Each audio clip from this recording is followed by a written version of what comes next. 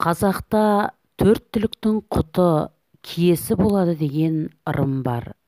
Мәселен, қойдың құты әрі пірі шопан ата, сиырдікі зеңгі баба, жылқыныңкі қамбар ата, түйенің пірі ойсыл қара деп санайды.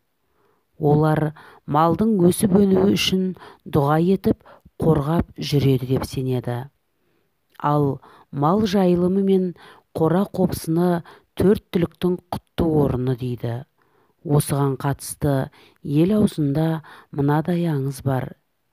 Ертеде бір бай болыпты, төрт түлігі сай болыпты. Мал басын көбейту үшін түнде ұйқы көрмейді екен.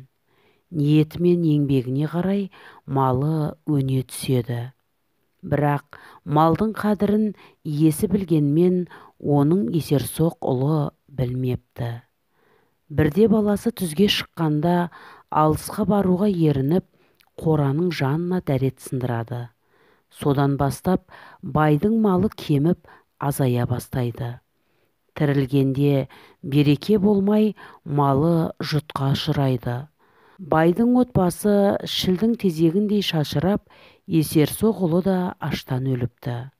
Осы оқиғаны көзбен көрген ақсақалдар ұрпағына қораның ішіне дәрет сындырма деп тыйым қалдырыпты.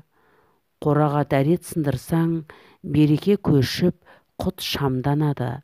Нәжіске жын пері үйіріліп, киені қуады екен.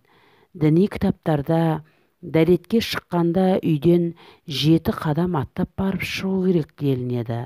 Себебі құт та жұт секілді 7 ағайынды болады. Сондықтан үйде береке болсын десең, 7 қадам аттап барып алысқа дәрет сындыру қажет.